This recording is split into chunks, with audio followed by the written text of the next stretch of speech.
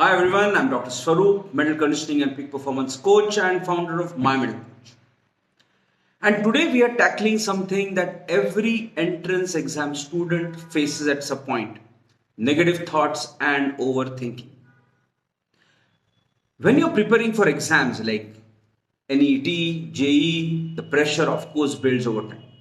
And it's natural to experience these doubts, anxieties, and this overwhelming feeling when you're not doing enough. But here's the truth. Well, it's normal to have these thoughts. Letting them take over and drain your energy and pull you back away from your true potential is something that you don't want to happen, isn't it? It's important, therefore, that you control this overthinking and make you stay on track. So, first, let's understand why these feelings come up. Entrance exam students are high stake tests. You have been preparing for months, maybe even years, putting in hard work, long hours. And with so much at stake, it's easy for your mind to start questioning everything. Am I doing enough? What if I forget during the exams? What if all this effort of my family goes to waste? These questions are common. But if you don't know how to manage them, they can turn into a cycle of overthinking that affects your performance. So, what can you do about it? And there are 4 to 5 methods, mental techniques that can help you control them. One of the first steps to controlling negative thoughts is awareness. Often I feel we don't even realize we are caught in that cycle of overthinking, isn't it? Till it takes a toll on your energy, your motivation. So I want you to start recognizing when your mind starts spinning and spiraling into doubt and worry. Ask yourself, am I being unconstructive in my thoughts? What is really causing me this worry? And just this first step can help you notice that you're caught up in a worry. It'll help you pause. That can start shifting your mindset. But beyond this, one of the best tools that you can use to combat these overthinking is positive self talk. What you talk to yourself matters. Negative thinking, like, why can't I remember all of this? What's going to happen? All of this are going to challenge you. Replace this with encouraging statements like, I've prepared well, I will do my best, I'll fight. All of these are reframing thoughts that's going to help create a mental environment that's going to support your goals instead of tearing you down. Every time you catch yourself in a negative loop, choose one positive phrase, and repeat it. The more you repeat it, the more it enhances your self belief, removes your self doubt.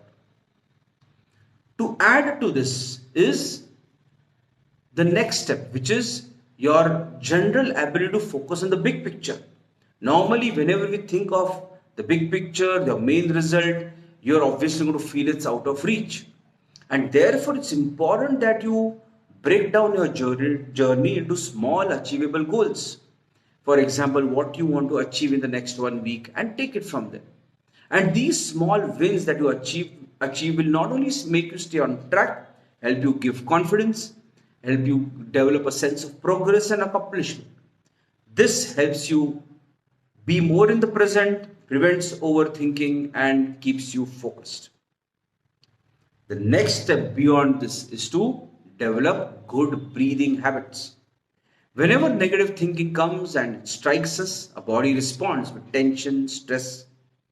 And one effective way is practicing deep breathing, taking a few deep breaths, focusing on each exhale and inhale.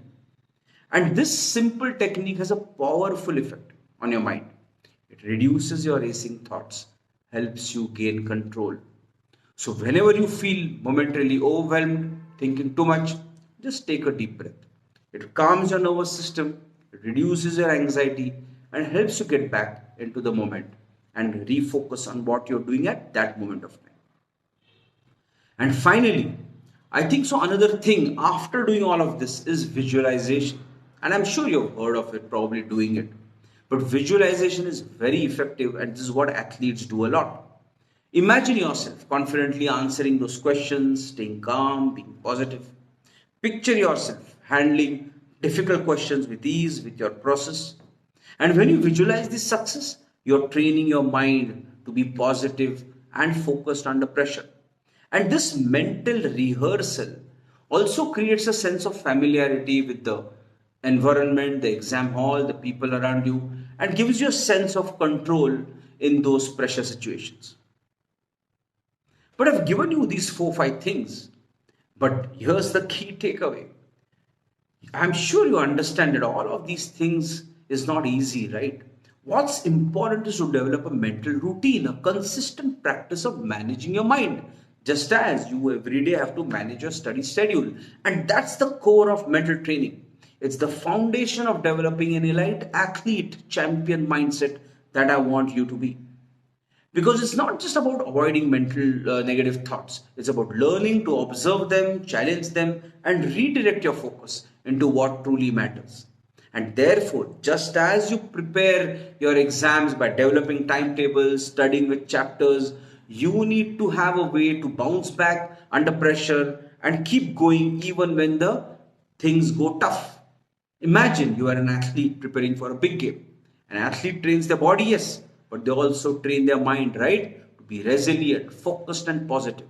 This is the same mindset that you actually need to build for your entrance exam.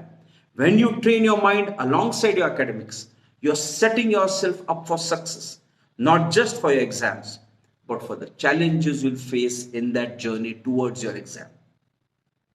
But here's something even more important, I feel. Just as each athlete has unique strengths and needs, every student is obviously different when it comes to their mind, isn't it? Some students struggle more with self doubt, others find them overwhelmed with stress, others have difficulty in managing distractions. And that's why having a way to understand all of this is the most important factor. And therefore, a mental assessment can give you insights into how you can naturally handle your stress when your focus drops and what mental tools will be most effective for you. When you know exactly which areas to work on, your mental training becomes even more sharper and more effective. Because now you're no longer guessing that, okay, I'll do this tip from the YouTube video or I've read this, so this is what I'm going to use. What we have tried to do for entrance exam students, we have got something called as a Zeta 6 mindset assessment, which is a unique mental assessment designed specifically for entrance exam students to help them understand their mental strengths and identifying mental challenges which come specifically during this journey of giving your entrance exam. And this assessment helps you explore key areas that are essential for peak performance in entrance exam. Imagine when having all of these insights that you have about so many aspects of your mind, your motivation level, your confidence level, your distraction level, your pressure level, all of this and the solutions that you will get will help you work smarter, not just harder, because you've got something that you can use to manage your mind and stay resilient when it matters. I feel that this mental assessment isn't just going to be helpful. Like so many students, it's going to be game changing for you. Because this is the key to unlocking your full potential that you actually know you have, but you are unable to because of your mind. So if you're serious about reaching your goal, I would always say that train your mind the way you train your body and skills. Just as an elite athlete does it, you too need to do it to build that focus, to learn how to work, manage your mind so that you will start controlling it rather than the mind controlling. So take control of your potential, gain insight into your mind, and see how far you can go. This is Dr. Swaroop signing off. Bye bye and wish you all the best.